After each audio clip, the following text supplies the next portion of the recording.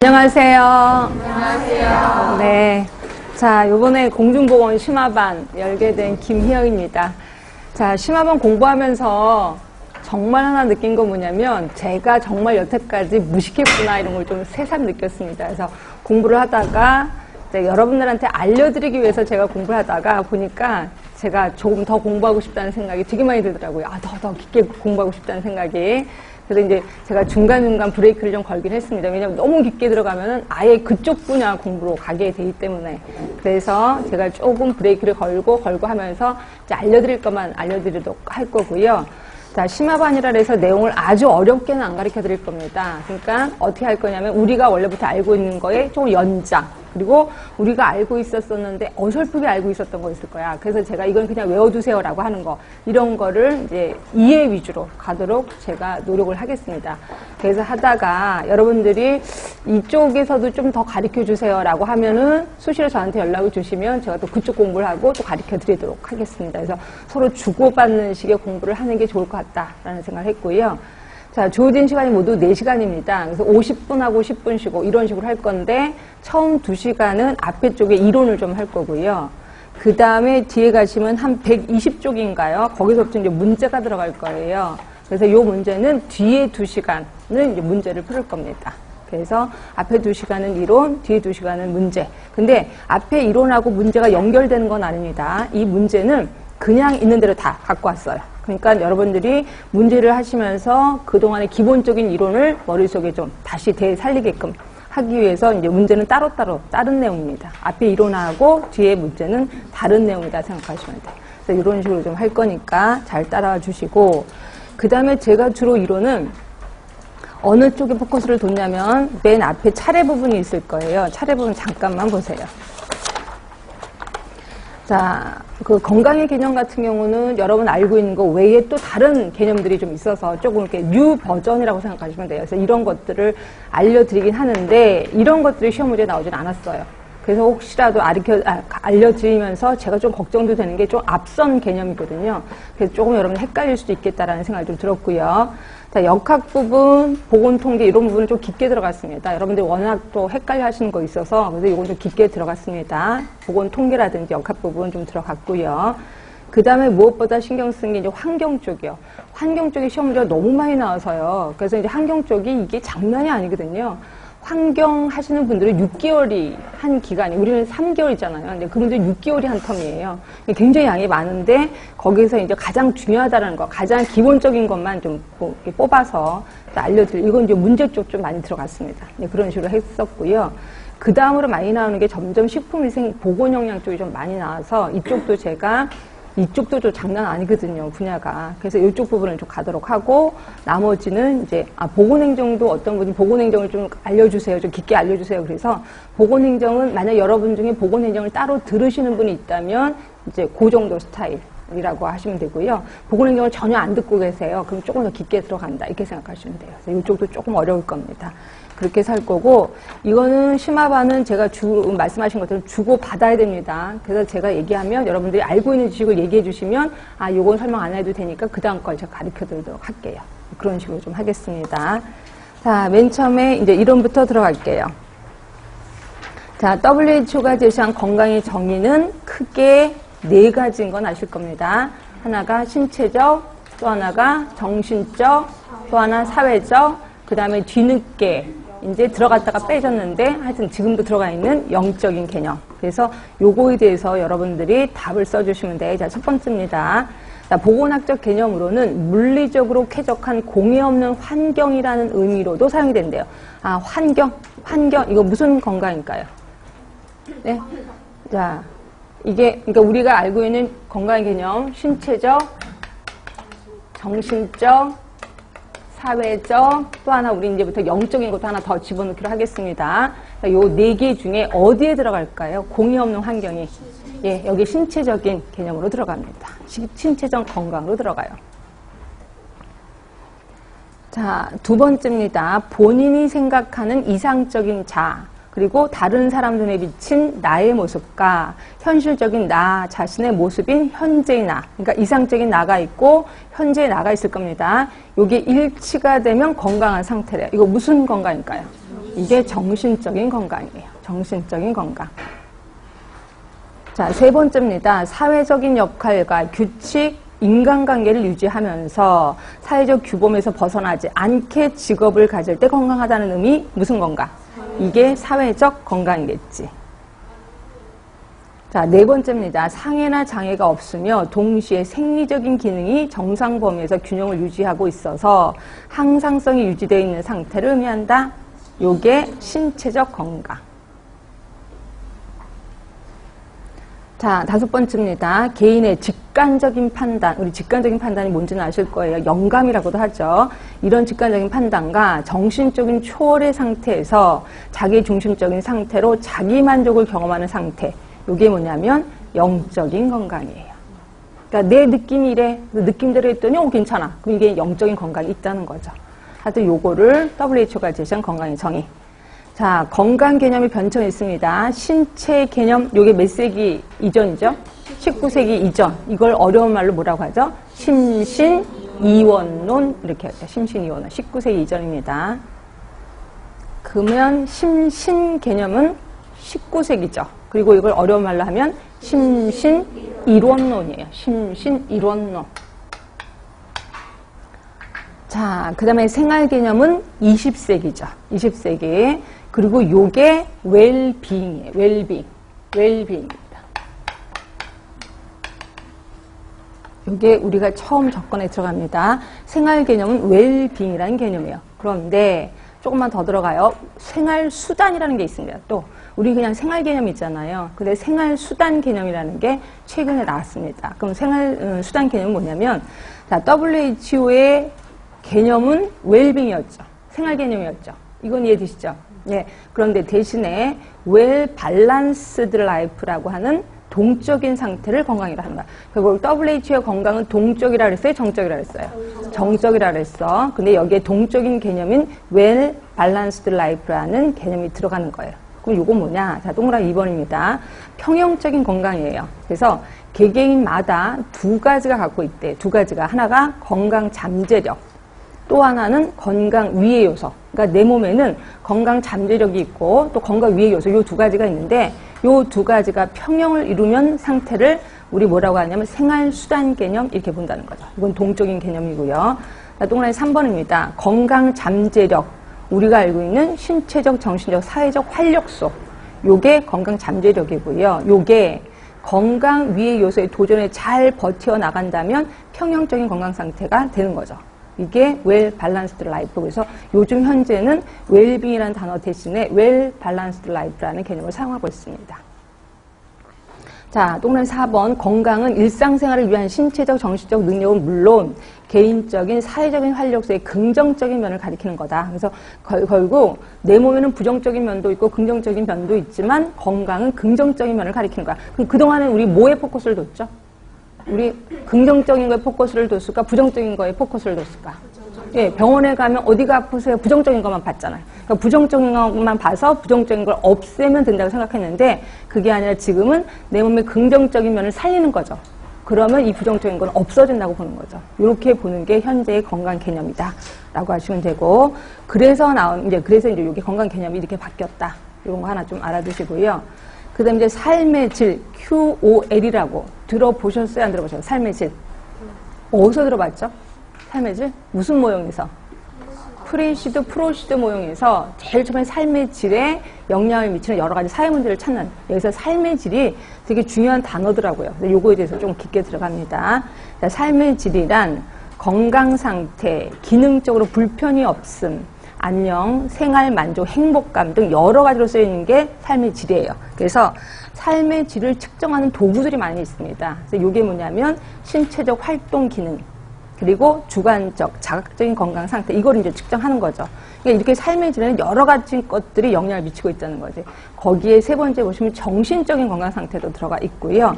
그 다음에 대인관계도 들어가 있고, 다섯 번째 생활 만족감, 의욕도도 들어가 있어. 그러니까 이런 것들 모두 다가 삶의 질을 측정하는 도구다라고 얘기를 하고 있어요. 그래서 삶의 질에 대해서 좀 깊게 들어간 거고요.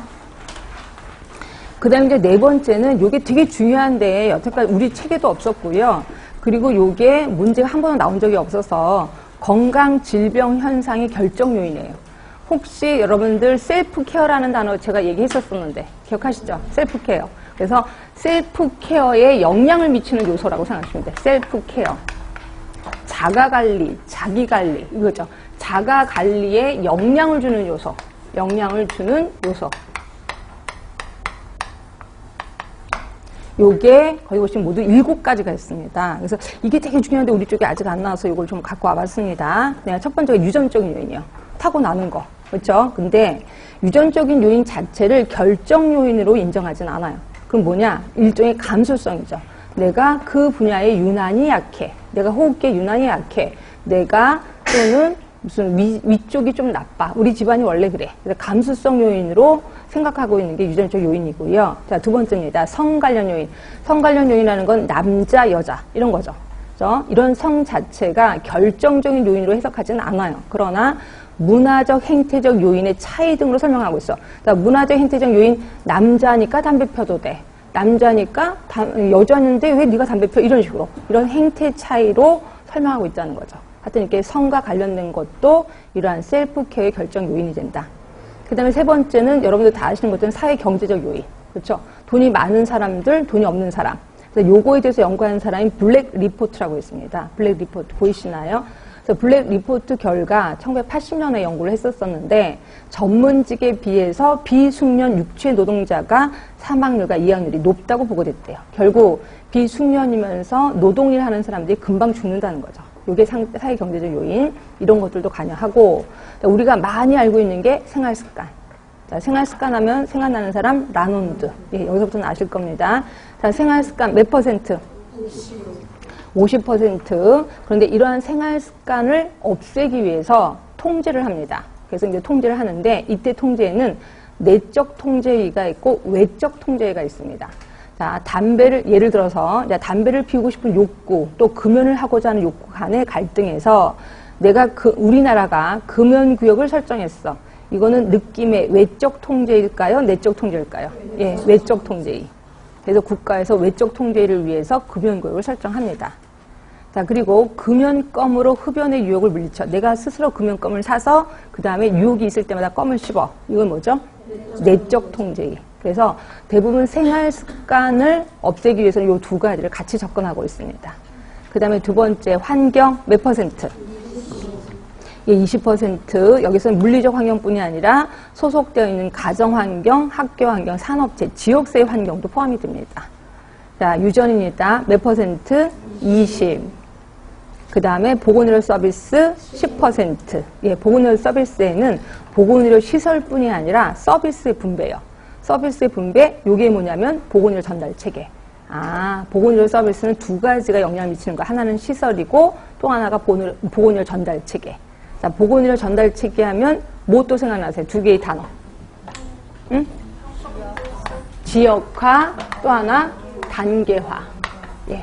그러니까 그 지역에 그 국가의 지역화가 잘 돼 있다. 그 국가의 단계가 잘 돼 있다. 그러면 보건의료 서비스가 아주 공평성이 있는 거죠.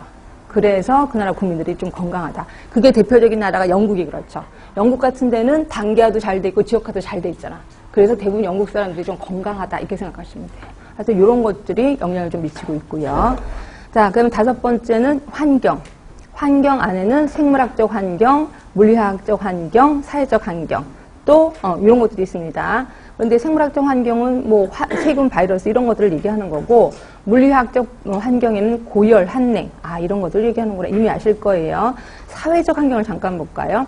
사회적 환경 안에는 보건의료 체계, 아까 위에서 본 것처럼 그리고 의료보험제도, 사회보장제도, 고용실지, 입시제도도 들어가네요. 교육제도. 그래서 우리나라 같은 경우 입시제도가 강하니까 아이들이 일찍 또 죽는 경우도 있잖아요. 자살해서. 범죄율. 또 새로운 보건 지식을 받아들이는 주민의 태도. 이런 것들도 관련이 있다 그러네. 사회적 간섭. 그 다음에 밑에 보시면 대중매체 등도 포함이 됩니다.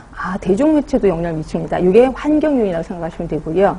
그 다음에 여섯 번째는 이제 문화적인 요인. 그래서 우리나라 문화는 제가 예전에도 우스갯소리로 얘기했을 거야. 제가 그 해인초등학교에 있을 때 아이들은 다치면 보건실로 안 온다 그랬죠.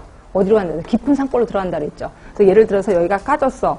까졌는데 피가 질질 나는데 빨간 약 안 바릅니다. 그럼 어디로 가냐면 깊은 산골에 가서 들쥐똥을 구하러 다닌다 그랬잖아요. 들쥐똥하고 밥풀을 으깨면 고약처럼 바뀌어요. 그걸 여기다 붙여요. 그럼 또 신기하게 낫더라고요. 그래서 저도 오래 있다 보니까 들쥐똥이 어디 있나 하면서 이걸 돌아다니고 있습니다. 이게 문화적인 요인이라고 생각하시면 돼. 하여튼 이런 사회문화적인 요인이 그 셀프 케어의 결정 요인이 된다는 거. 그다음에 7번째는 정치적인 요인도 또 해당이 된대요. 그러니까 다른 건 다 이해가 되는 건 다 이해가 되면 웬만하면 외우지 않아도 되는데 이해가 안 되는 거 좀 알고 계시는 게 좋아. 특히 정치적 요인에는 보건의료 정책이요. 자, 보건의료 정책은 보건의료 서비스의 제공 조직, 전달 체계, 사회보장, 의료보험제도와 직접적으로 연결되어 있다는 거죠. 아, 정치적인 요인은 그 보건의료 전달 체계, 이거랑 연결이 있어서 그래. 그래서 건강 결정 요인이 된다 하시면 되고요.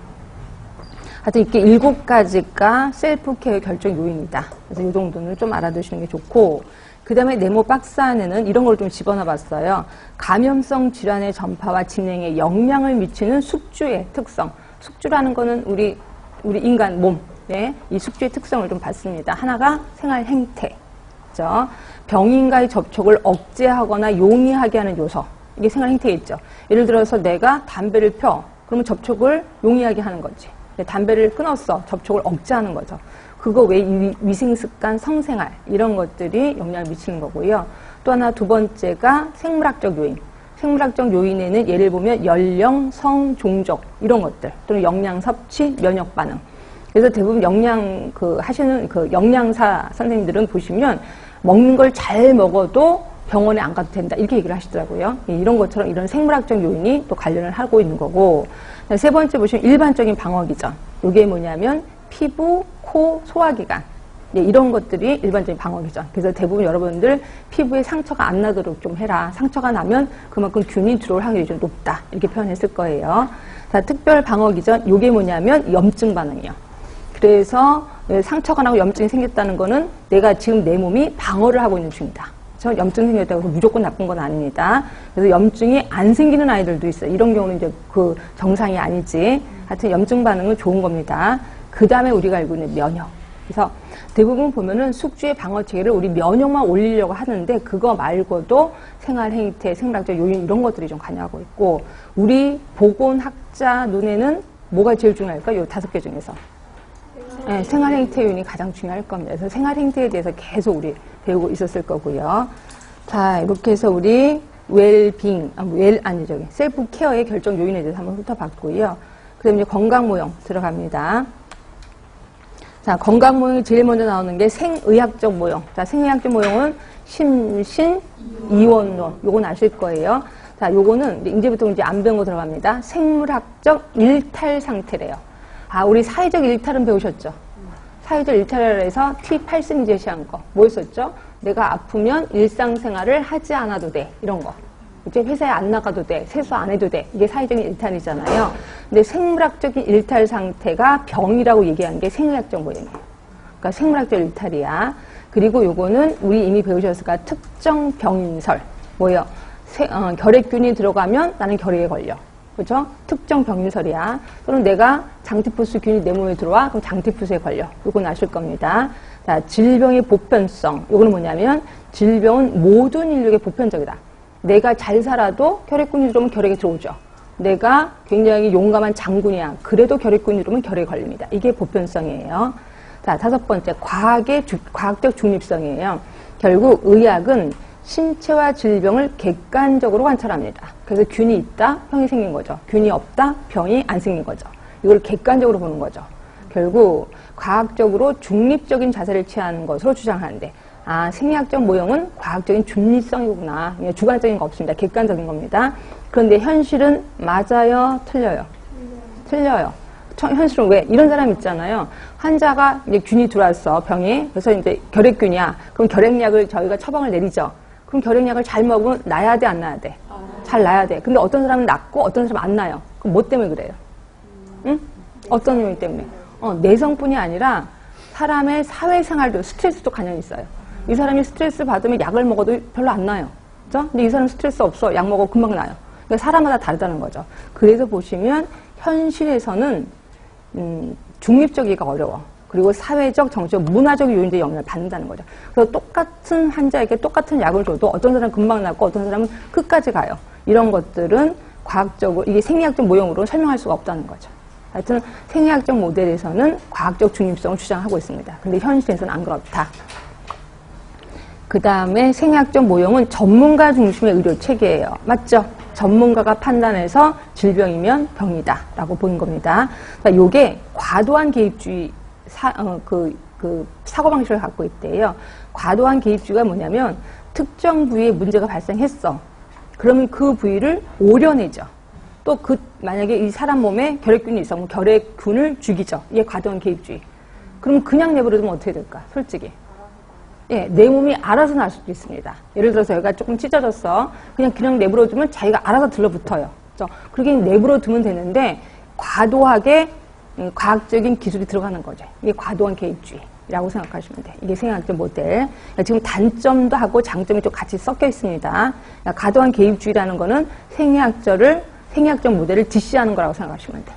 그치? 자, 그 다음에 8번에 보시면 이제 자녀적 건강 개념. 자녀적 건강 개념이 뭐냐면 질병에 대해서는 알 수 있지만 건강은 자녀야. 이해되세요? 자, 대부분 생리학적 모델은 아픈 사람이잖아요. 아픈 거고 나머지 거 뭐야? 건강한 거예요. 그렇죠? 그럼 우리 쪽은 어떻게 해야 돼? 건강한 거고 아픈 게 자녀적인 개념으로 봐야 되는 거지. 이해되셔야 돼. 그래서 생리학적 모형에서는 질병이 최고고 나머지가 건강이야. 자녀적인 개념으로 본다는 거죠. 결국 생리학적 모델이 좋은 것도 있지만 대부분 좀 나쁜 것들이 좀 많다. 조금 오버하는 거다라고 좀 느끼실 겁니다. 자, 두 번째 역학적 모형. 이건 다 아실 것 같아서 제가 비워놨습니다. 역학적 모형 하면 우리가 알고 있는 생태학적 모형. 생태학적 모형 하면은 세 가지였는데 숙주, 병원체, 환경. 예, 지렛대 모형이라고도 하고. 그래서 제가 비워놨습니다. 아실 것 같아서. 자, 그 다음에 반가로 3번도 아시죠? 사회 생태학적 모형. 사회 생태학적 뭐죠? 숙주, 환경, 또 하나가 개인 행태. 이게 사회 생태학적 모형. 숙주, 환경, 개인 행태. 아실 겁니다. 자, 전인적 모형이 뭐랑 똑같은 말이야? 이게 총체적 모형이죠. 총체적 모형은 네 가지였는데. 하나가 제일 큰 게 생활습관. 몇 퍼센트? 아니야. 43%. 아까는 라운드가 얘기한 거고, 요거는 총체적 모델은 생활습관이 43%. 그 다음에 두 번째가 인체생리. 요게 27%. 그 다음에 세 번째가 환경이었을 거예요. 환경. 요게 몇 퍼센트냐면 19%. 제일 작은 게 보건의료 서비스, 보건의료 시스템 11%. 그래서 퍼센트를 여기서 외우지 말고 순서를 좀 정해놓으라는 거죠. 제일 큰 게 생활습관, 그 다음에 인체생리, 세 번째가 환경, 보건의료 시스템. 이게 11%. 이건 순서대로 외우시라 그랬어요. 이거 시험 문제도 나왔기 때문에. 하여튼 전인적 모형까지는 우리 배웠을 거예요. 다섯 번째 우리 안 배운 겁니다. 웰리스 모형. 자, 웰리스는 던 알고 있는데 던이 누구였죠? 던. 자, 던 하면은 여기서부터 여기까지. 그래서 여기는 건강한 거고 여기로 갈수록 질병이 있는 거고. 그래서 하루 종일 왔다 갔다 한다. 그래서 건강의 연속성 개념을 제시한 사람. 또는 건강의 연속적 개념 말고 동적인 개념을 제시하는 사람. 요 사람 제시한 요게 웰리스 모형이에요. 웰리스 모형. 자, 그래서 던에 의해서 처음 소개됐고요. 웰리스를 뭐라고 봤냐면 개인의 생활 환경 내에서 각자의 가능한 잠재력을 극대화하는 통합된 기능수다. 아, 내가 내 생활 환경에서 내 기능을 최대한 발휘를 해. 그럼 이거는 웰리스예요. 웰리스.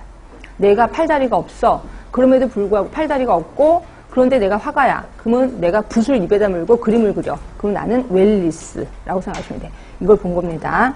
자, 결국 동그라미 2번이요. 웰리스 모형에서 건강은 충만하고 유익하며 창조적인 생활을 영위하기 위한 개인의 이상적인 상태.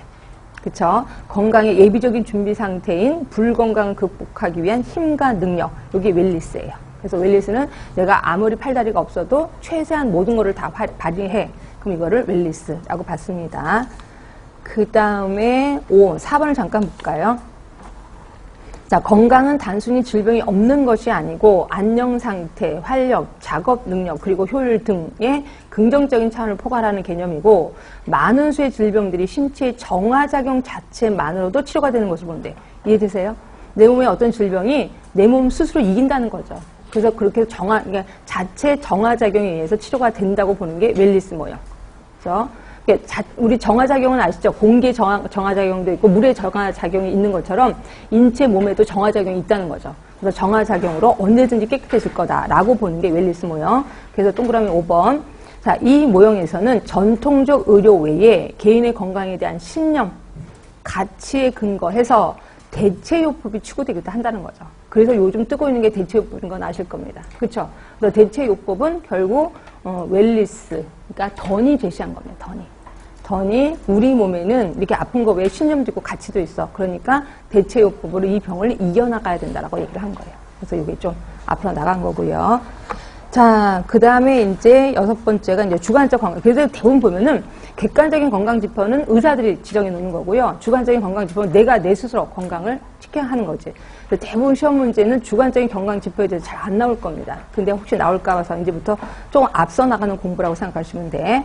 자, 주관적인 건강 지표, 특히 삶의 질을 측정하는 도구가 되게 많더라고요. 보니까 한 4개 정도가 되는데요. 이거를 다 외우도록 그렇고 일단 저는 제시를 합니다. 보니까 괜찮을 것 같아. 시험 문제가 저도 낼 것 같기도 하는데 EQOD라고 있습니다. 자, 삶의 질을 측정하는 도구예요. EQOD. 자, 이거는 뭐냐면 자, 자가 평가요. 그러니까 설문지인데 자기가 체크하는 겁니다. 자기 스스로 기재하는 방식이고요. 상대적으로 건강 상태 표현이 쉽고 다양한 임상적인 상황에서도 쉽게 사용이 가능해요. 근데 이게 되게 더 활용하기가 좋은 게 뭐냐면 여러 가지 그러니까 국가 간의 비교가 가능하다는 장점이 있대요. 그래서 EQOD를 우리나라뿐이 아니라 다른 나라에서도 하고 국가 간의 비교를 하기 위해서 이걸 좀 하는데 문항을 좀 보세요. 문항, 운동 능력, 그리고 자기 돌봄 능력, 셀프 케어. 아까 제가 셀프 케어 얘기했을 거야. 그리고 일상 활동, 통증 불편감, 불안, 우울. 그래서 5가지로 구분이 돼 있고 이렇게 5개의 문항에 모두 3점 척도입니다. 문제가 없다, 다소 문제가 있다, 심각한 문제가 있다. 이렇게 해서 대답을 하는 거야. 그러니까 5개의 질문에 대해서 문제 없다, 다소 문제가 있다, 심각한 문제가 있다. 결국 점수가 높을수록 상태가 좋은 거예요, 나쁜 거예요? 예, 나쁜 거죠. 그래서 EQOD라는 게 있고요. 자, 그 다음에 SF36, SF12, 12가 있습니다. 자, 요거는 뭐냐면 보건 정책에 대한 평가예요. 자, 일반인이나 노동인구를 대상으로 일반적인 건강 수준을 측정하는 대규모 조사에서 널리 사용하는 척도가 SF예요. 자, SF36은 9개의 하부 영역, 36개의 문항으로 이루어져 있고요. 그 밑에 보시면 쭉 써 있을 겁니다. 근데 그런 거는 좀 모르셔도 되고요. 거기에 한 5, 6번째 칸에 보시면 모든 영역의 점수를 합산해서 0점에서 100점까지 분포하도록 돼 있고 점수가 높을수록 좋은 건강 상태. SF36은 점수가 높을수록 좋은 거예요. 그리고 SF12, 이거는 36을 간단히 축약한 거예요. 그래서 모두 총 12개 문항으로 되어 있고요. 요것도 역시 100점으로 환산을 합니다. 이거 역시 점수가 높을수록 좋은 건강 상태를 의미하고 있어요. 그러니까 여러분들은 이런 게 만약에 문제가 나온다면 그렇게 나올까요? 삶의 질 측정 도구가 아닌 것은 이런 식으로 나올 거야. 그러니까 제목만이라도 좀 기억하시고요. 또 이런 식으로 나올 수도 있습니다. 보기 중에 슬쩍 SF36은 점수가 좋을수록 어떤 거다. 이렇게도 나올 수 있어. 그러니까 이게 좋을수록 점수가 높을수록 좋은 건지 낮은 건지 요거만 좀 포커스를 주시면 될 것 같고 솔직히 문항을 물어보는 건 나오진 않을 것 같아요. 그렇게 해서 하시면 되고 그 다음에 WHOQOL 그러니까 WHOQOL이에요. 그러니까 WHO에서 제시한 QOL 삶의 질 그렇지? 이거예요. 거기서 보시면 세계보건기구가 개발한 삶의 질 척도예요. 그래서 보시면 100개의 항목으로 되어 있습니다. 100개의 항목으로 되어 있고 이게 뭐냐면 그러니까 영역은 모두 4개 영역이야. 자, 거기 동그라미 1번 보세요. 신체 건강 영역, 2번째 심리 영역, 3번째 사회관계 영역, 4번째 환경 영역. 요게 우리 WHO의 건강의 개념이랑 똑같은 건가? 신체적, 정신적, 사회적, 또 하나가 영적인데 여기서 환경이 들어가네요. 그래서 이렇게 4개에 대한 영역을 질문을 한 건데 이거 역시 맨 마지막 삶의 질이 높을수록 척도의 점수가 높게 나타난다. 이건 WHO가 제시한 거야. WHO가 제시한 삶의 질 척도. 그러니까 WHO QOL이라고 생각하시면 되고요. 그 다음에 PWISF라고 있습니다. 자, 요거는 우리나라 직장인과 지역사회 인구 집단의 사회 심리적 스트레스를 측정할 수 있는 거야. 그러니까 직장인뿐이 아니라 지역사회 인구 집단입니다. 요거 역시 쭉 나와 있는데 동그라미 1번, 2번, 3번, 4번 그냥 슬쩍 넘어가시면 되고요. 거기도 보시면 점수가 높을수록 스트레스 수준이 높은 것을 의미해요. 아, 이건 점수가 높을수록 나쁜 거네. 스트레스가 높은 거네요. 그러니까 스트레스를 측정할 수 있는 게 PWISF야. 그리고 27에서 54점이 고위험 스트레스군, 9에서 26점이 잠재적 스트레스군, 8점 이하를 건강군으로 분류하고 있다. 그래서 이것도 한번 보시고, 요게 지금까지 했던 게 뭐예요? 삶의 질을 측정하는 도구. 그래서 삶의 질을 측정하는 도구가 4개였었고요. 그 다음에 반가로 2번은 정신질환을 측정할 수 있는 도구입니다. 이 중에 MMPI 들어본 기억 나세요, 안 나세요? 나지요. MMPI 들어보셨죠? 이게 우리나라에서 좀 많이 사용하고 있는 것 중에 하나입니다. 이게 가장 널리 쓰이고 있는 다면적 인성검사예요. 그래서 이거 하다 보면 되게 정신이 없어요. 566문항에 383문항 이게 있거든요. 그래서 하다 보면 시간이 되게 많이 걸리는 게 이거 MMPI. 그래서 이거 뭔지 정신질환입니다. 또 인지능력. 그 다음에 우울증 검사. 요새 지금 현재 보건소에서 사용하고 있는 게 이거거든요.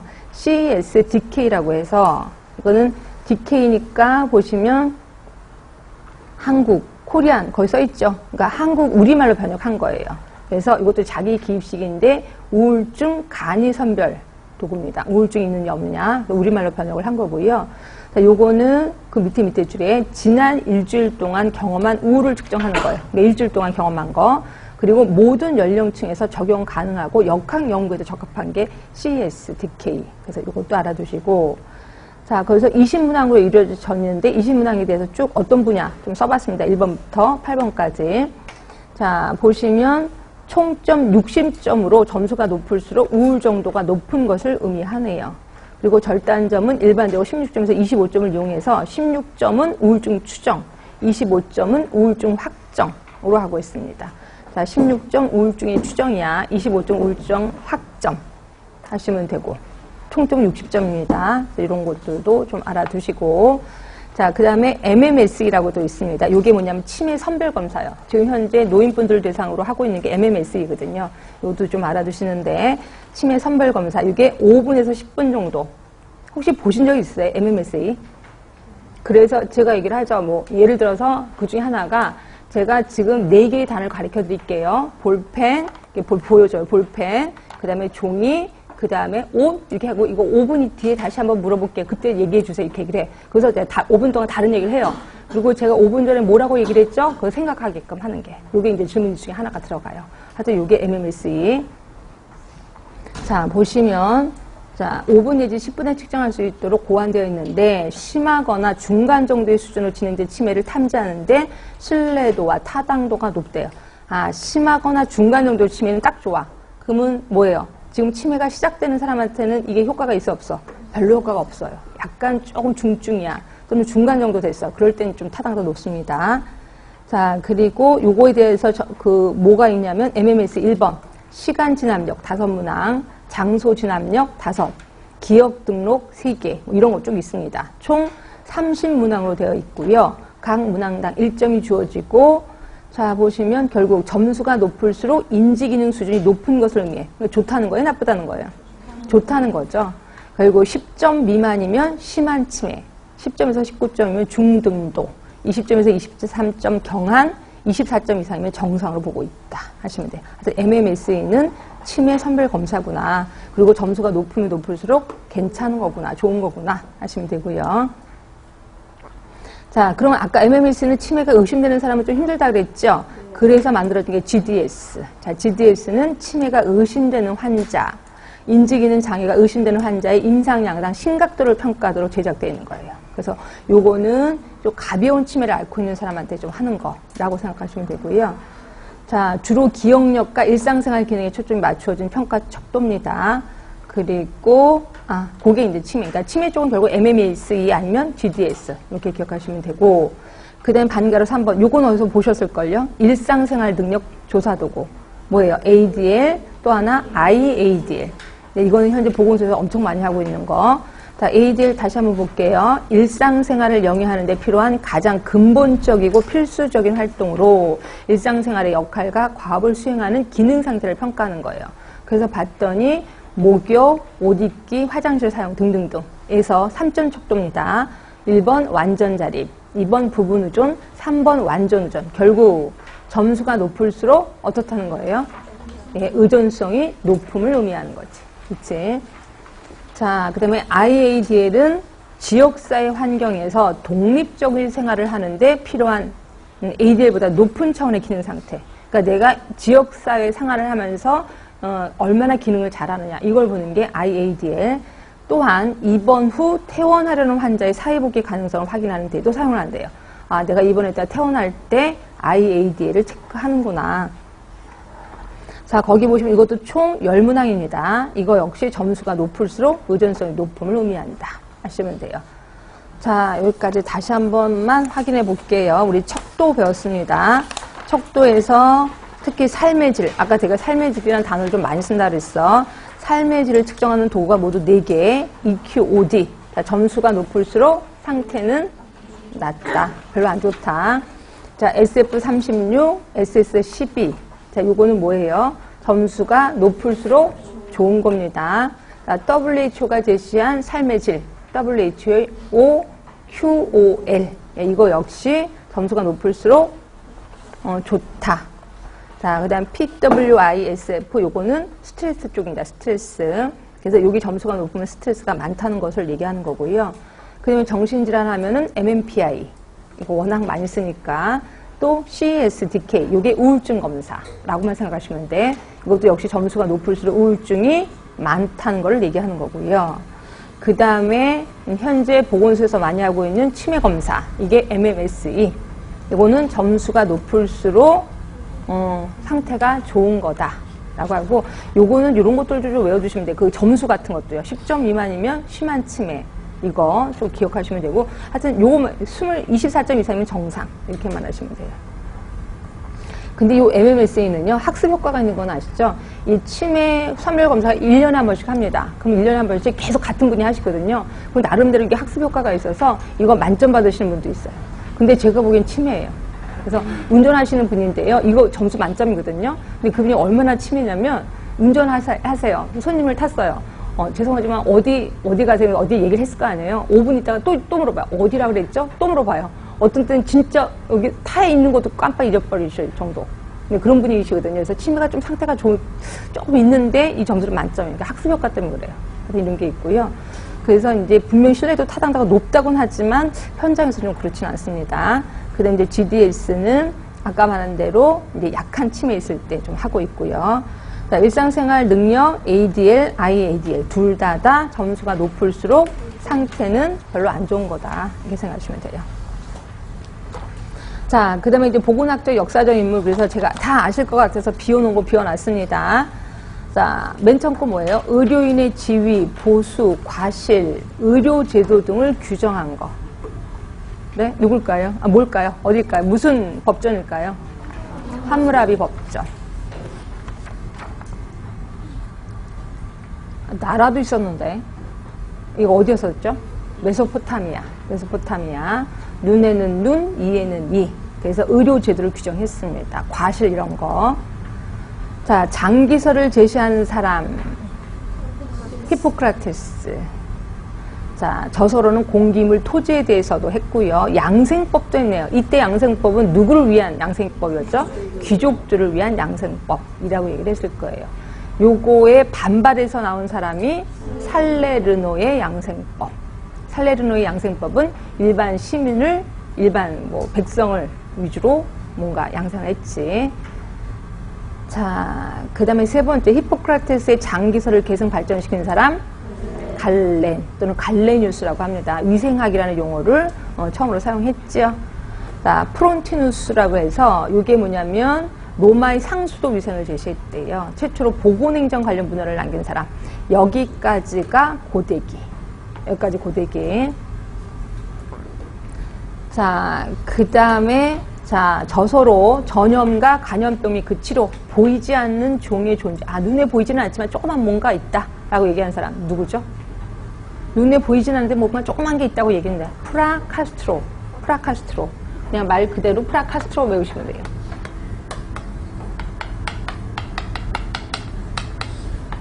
자, 눈에 보이지 않는 뭔가 조그만 게 있다. 현미경도 발견되기 전입니다. 자, 그 다음에 저서로는 인체의 구조에 대해서, 인체 해부에 대해서 기술한 사람, 해부학의 선구자, 예, 베잘리우스.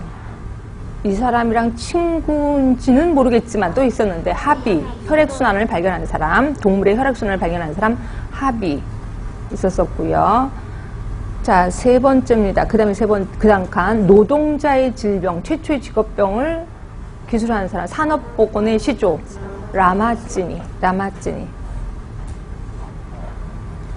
자, 요 사람도 알 것 같아요. 최초로 생명표를 작성한 사람, 존 글런트.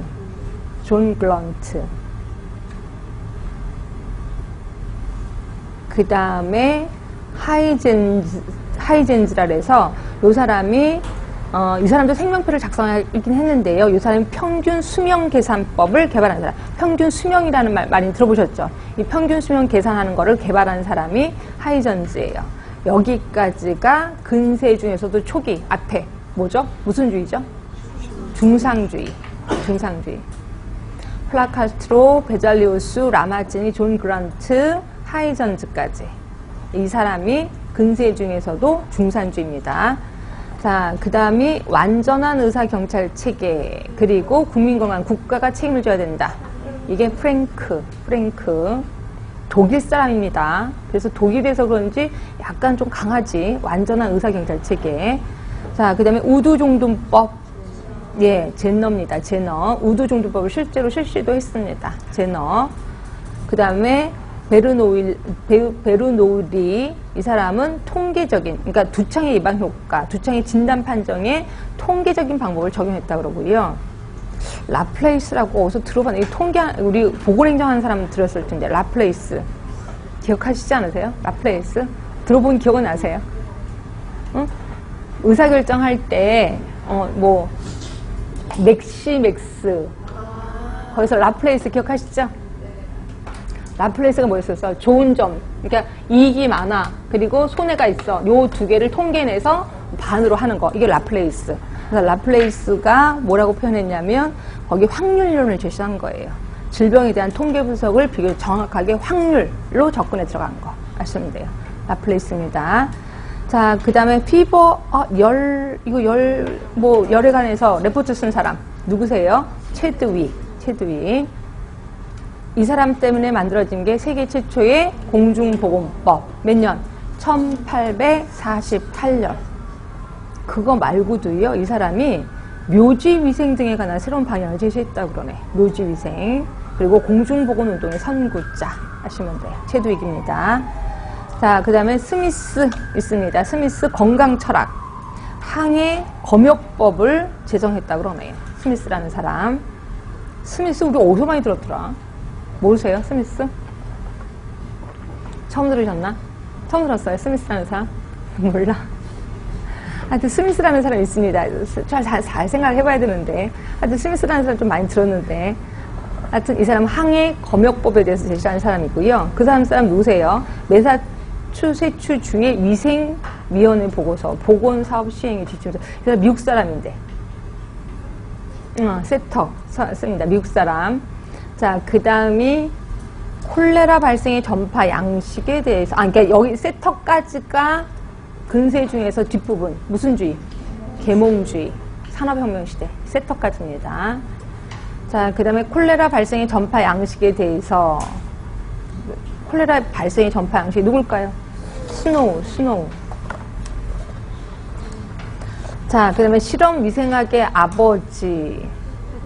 예, 페텐코프. 메넨 대학에서 위생학 강좌를 개설했죠. 페텐코프입니다.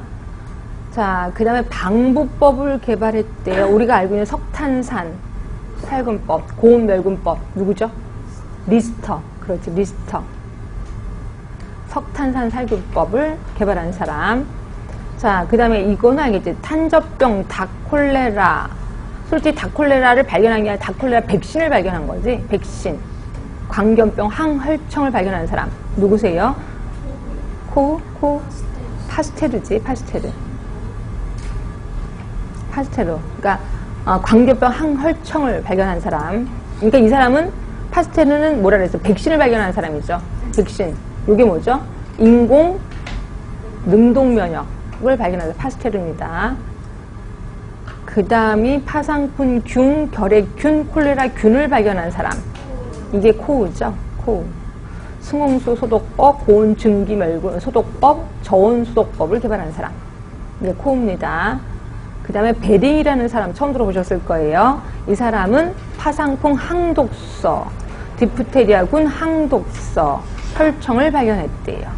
하여튼 요게 베링. 자, 그 다음에 벨란틴이라 해서 모자보건 사업을 좀 주장했고요. 모자보건 사업을 실제로 실시를 했다고 그러네요. 자, 여기까지가 근대기. 그러니까 아까 페텐코프서부터 그 다음에 벨란틴까지 요게 근대기. 자, 그 다음에 공중보건학을 정의한 사람 누구죠? 윈슬로우. 페텐코프가 아니라 스노우구나. 스노우서부터 그 다음에 벨란틴까지. 자, 그 다음에 알렉산더 프레밍이라고 처음 들어보셨을 거야. 제가 예전에 뭐 설명하면서 페니실린이 나오면서 많은 죽어가는 사람이 살게 됐다라고 한 거. 이 페니실린을 발명한 사람이 알렉산더 플레밍이에요. 이것도 좀 알아두세요. 이런 사람들, 이 사람은 뭐 그 노벨 생리의학상까지 수상한 사람이 되게 워낙 유명해서 이 사람도 좀 아시는 것도 좋아요. 자, 그 다음에 이제 장기설 좀만 들어갈게요. 장기설 워낙 아는데 좀 이게 좀 색다른 조건을 해봤습니다. 자, 장기란 더러운 공기라는 건 아시죠? 근데 이 더러운 공기가 어디서 나오냐면 축축하고 더운 땅에서 생긴대요. 그러니까 그러면 건조할 때 생기겠어? 비가 올 때 많이 생기겠어? 네, 여름에 장 맞을 때 많이 생기는 거죠. 축축하고 더운 땅에서 생기는 오염된 공기, 독기라고도 표현을 했어요. 그래서 를 의미하고 인체가 나쁜 공기 노출이 되면 인체를 구성하고 있는 4개의 체액, 아시죠? 혈액, 점액, 황달, 흑담의 균형이 깨진다는 거죠. 그렇죠? 그래서 균형이 깨졌을 때 병이 생긴다라고 얘기를 했고요. 이거는 히포크라테스 학파가 주장했고 갈레누스, 갈렌에 의해서 계속 발전됐다. 이건 아실 겁니다. 자, 그리고 1번, 2번을 그냥 보시면 될 것 같고요. 그래서 동그라미 2번 보시면 콜레라가 오염된 물에 의한 것인지 나쁜 공기에 의한 것인지에 대해서 19세기 말까지 논쟁이 될 정도로 오랜 역사를 지니고 있었대요. 그래서 콜레라가 굉장히 말이 많았나 봐. 근데 요거를 이제 아니다, 오염된 물이라고 딱 주장한 사람이 누구예요? 스노우. 그래서 스노우가 장기설을 폐기시킨 사람이라고 얘기를 하고 있습니다. 이것도 알아두시고, 자, 그 다음에 이제 9번째입니다. 최근 수정된 3단계 질병 발생에 대한 예방 활동. 그래서 이게 최근이에요. 최근 거. 근데 이게 여러분 이거 가르쳐 드릴까 말까 지금 되게 고민이긴 하는데, 우리가 알고 있는 1차 예방, 2차 예방, 3차 예방 아시죠? 네. 1차 예방은 질병 전 단계. 그래서 우리가 알고 있는 건강 증진, 특수 예방이 여기 들어가요. 건강 증진은 건강한 생활 양식과 식이, 환경 위생, 건강 위해 행위 개선 이런 것들이고요. 특수 예방하면 우리가 알고 있는 예방 접종. 예, 우리가 확실히 알고 있는 거 1차 맞습니다. 2차를 보시면 질병이 잠복기 때 하는 거예요. 요게 조기 발견, 조기 치료예요. 그래서 우리가 알고 있는 집단 검진. 자, 3차 잠깐 볼까요? 질병 발현기예요. 그래서 치료, 악화 방지, 재활. 우리가 알고 있는 치료 악화 방지가 몇 차였었는지 기억하세요? 이게 2차였거든요. 근데 최근 수정된 3단계가 요게 3차로 갑니다. 3차로. 그래서 요거를 제가 알려드릴까 말까 되게 고민스럽긴 해요. 근데 이게 최근에 이렇게 바뀌었다고 그러네요. 근데 우리는 아직까지도 치료 악화 방지를 2차로 좀 알고 계시면 되고, 혹시라도 이런 문제가 나오면 아, 이렇게 바뀌었었구나 이렇게 생각하시면 돼요. 제가 이제 9번 문제는 좀 고민을 했습니다. 자, 그렇게 해서 알고 계시고, 그 다음에 10번은 히포크라테스. 자, 히포크라테스는 이런 것도 좀 처음 알았을 것 같아서, 히포크라테스는 질병을 진행 정도에 따라서 급성, 만성으로 구분을 했고요. 전파 범위에 따라서 전염병과 풍토병으로 분류를 했대요. 그래서 풍토병에 대해서 제일 처음 얘기하는 사람이 히포크라테스예요. 그렇지? 그렇게 해서 아시면 되고, 또한 해부 생리 병리학적 측면에서 4개의 체액을 설명한 것도 아실 거고요. 그래서 급성, 만성, 또 아까 말한 전염병, 풍토병 이것도 좀 알아두시고요. 자, 그 다음에 제가 발음을 좀 잘못했나 봐. 버나드를 했는데 그게 아니라 베르나르래요. 베르나르. 자, 이 사람 누군지는 아시죠? 외부 환경, 내부 환경, 항상성을 얘기를 했고요. 이 사람은 프랑스 실험의학의 창시자 중에 한 사람이고요. 자, 이 사람 생리학 교수, 의학 공부했고 생리학 교수입니다. 그리고 지방소화에 있어서 췌장액의 기능, 꼭 간의 글리코겐 합성, 뭐 등등등을 연구를 했는데요. 네 번째 보시면 가장 큰 업적은 생명체의 내부 환경에 대한 항상성의 개념을 탄생시킨 거. 그래서 이게 이제 우리 시험 문제도 나왔다. 아까 그랬을 거야. 내부 환경에 외부 환경, 이런 거. 하여튼 요거 얘기를 했고요. 자, 그 다음에 11번은 그냥 아시라고요. 우리나라에서는 관리사업 중에 전염병 관리사업을 가장 먼저 시작했어요. 모자보건이 먼저 시작됐다고는 하는데 그게 아니야. 전염병, 특히 결핵관리사업이 제일 먼저 시작됐습니다. 그래서 이런 것들도 좀 알아두시고, 자, 위생학은 조금만 쉬셨다가 마저 하도록 할게요.